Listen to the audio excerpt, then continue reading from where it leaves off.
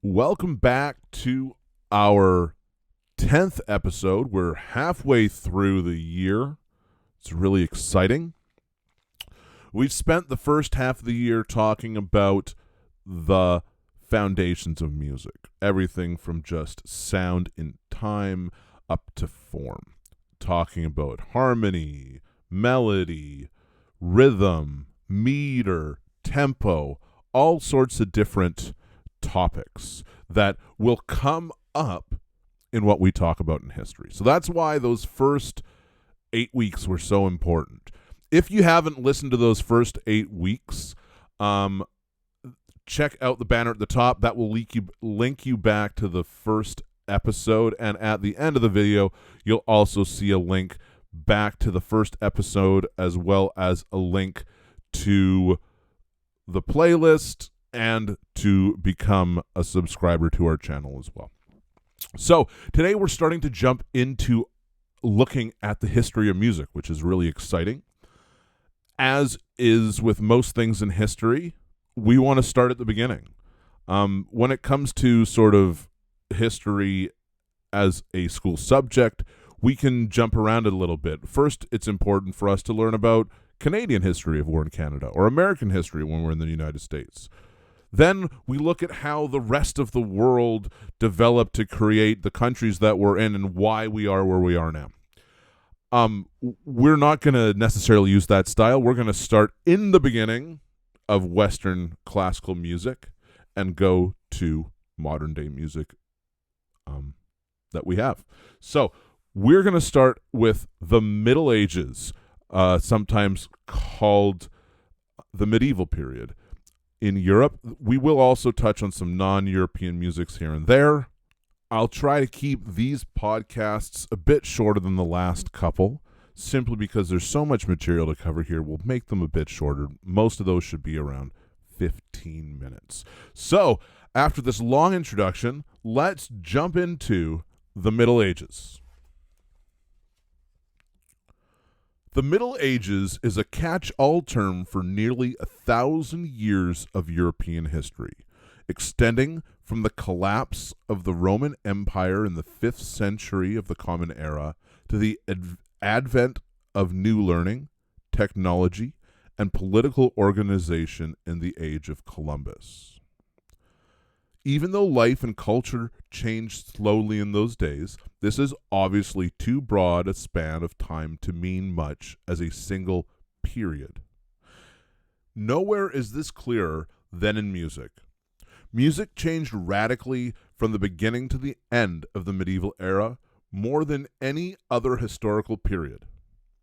Two of the central principles of later Western music, tune and polyphony, originated around the middle of this long period.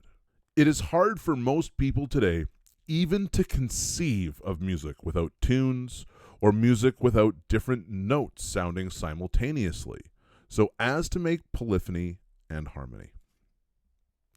So let's start at the beginning with music and the church, Plainchant. The early history of Western music is determined by the Christian church to an extent that is not easy for us to grasp today. The church cultivated, supported, and directed music as it did art, architecture, poetry, and learning. All composers were in holy orders, so they worked for the church, and all musicians got their training as church choir boys. There is an exception that must be made for popular musicians called minstrels and jongleurs, but we know next to nothing about the lives of their music. The only people who wrote music down were monks and other clerics who could not have cared less about preserving popular music. The music cultivated by the church was the singing or chanting of sacred words in service, and we might pause for a moment to ask why singing was so important for Christian worship. One could point traditions of singing in older religions from which Christianity borrowed much, especially the singing of psalms in the ancient Jewish synagogues. But this merely shifts the question, Why did ancient worshippers sing at all? Singing is, first of all, a way of uttering words that sets them apart from ordinary speech. Words denote concepts, and singing heightens words, giving concepts such as prayer or doctrine a special status above and beyond speech. Music provides words with special emphasis, force, mystery, credibility, and even magic.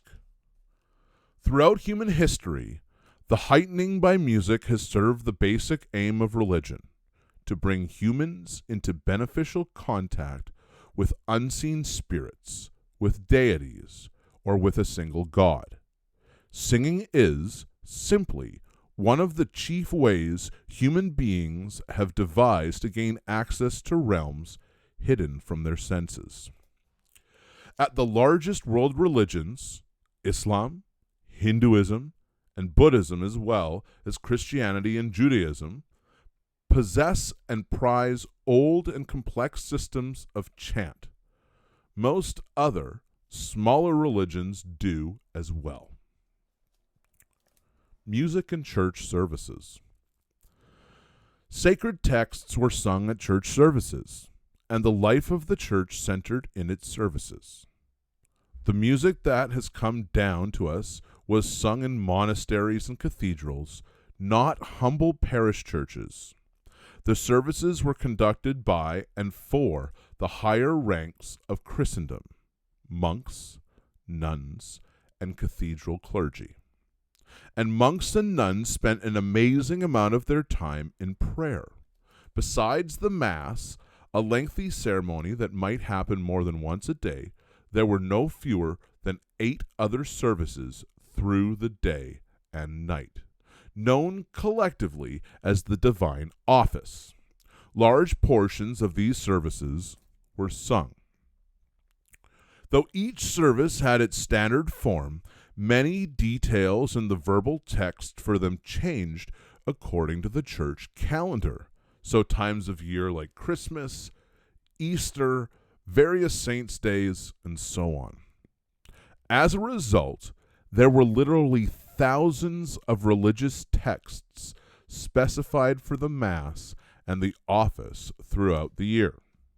All of these texts required music, but providing each music was less a matter of free invention than of small additions and adjustments to a sacrosanct tradition prototyped.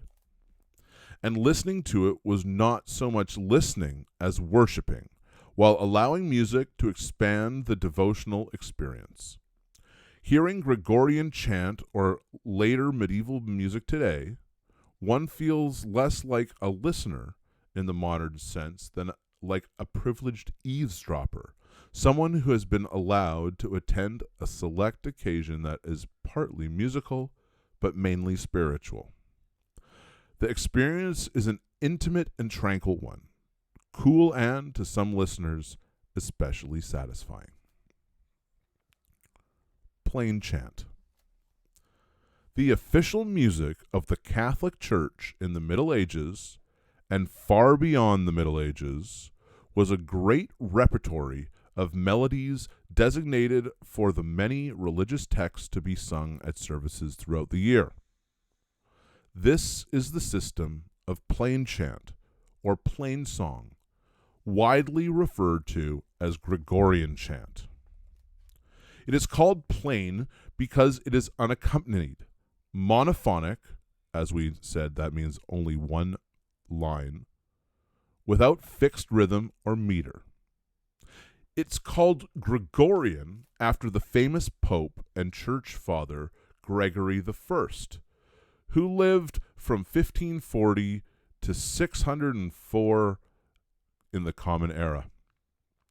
Gregory is reputed to have assembled and standardized all the basic chants required for the church service of his time.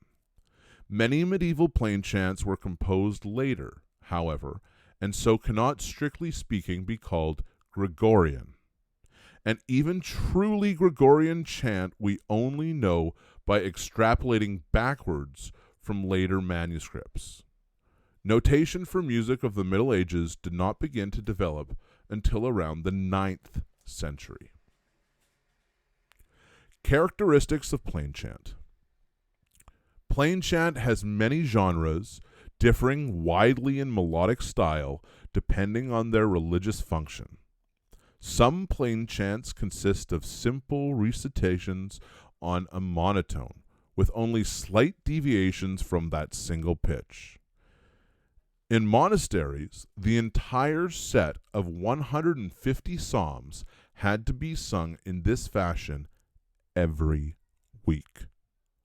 Other chants are intricate songs with hundreds of notes ranging well over an octave, and still others count as the first real tunes that are known in Western music. In whatever style or genre, all plainchants share two characteristic features. First, they are non-metrical. They have no clearly established meter, and therefore the rhythm is free.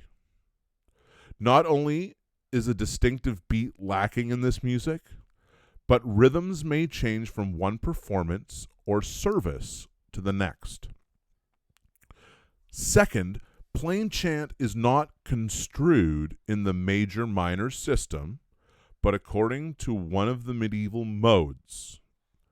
As we've discussed previously, the original scale of Western music was the diatonic scale, the white note scale on the piano, and this is still the basic scale today.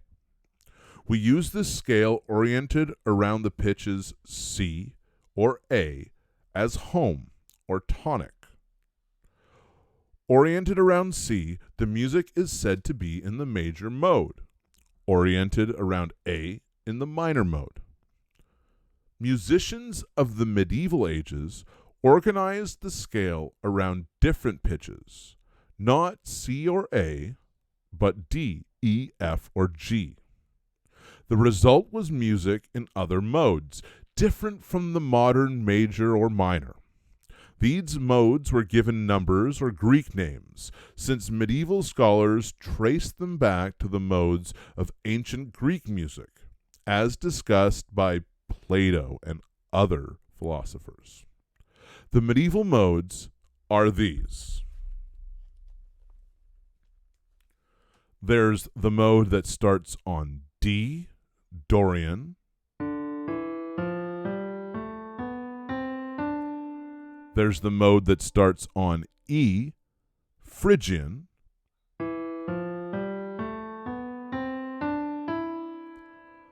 There's the mode that starts on F, which is Lydian. And finally, the one they mentioned, the one on G, which is Mixolydian. So all four of those scales use exactly the same notes as our major and minor modes, but have a very different sound because of where those half steps and whole steps are located. The medieval modes provide four other arrangements. In this respect, then, medieval plainchant is actually richer and more subtle than modern music in the major and minor system. The artistic effect of plainchant, that is music without harmony or defined rhythm, is concentrated in melody. Melody built on this rich and subtle modal system.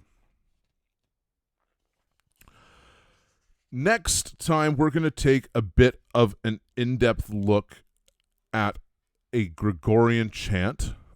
We don't know the composer of it, called Viri Galilei. We've heard it earlier this year when we were talking about meter.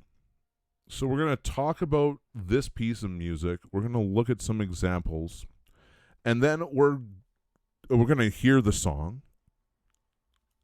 Then we're going to take a look at a lady named Hildegard von Bingen, who was a composer in the Middle Ages, and look at one of her pieces of music. If time permits, we're going to start to look at music in the court, as well as listen to another piece of music as well. So hopefully that will be our next lesson together. We may cover quite a bit, or we'll see how it works for us. It's been great having you here this week, and we'll see you next week for our continuation with music in the Middle Ages. Ciao.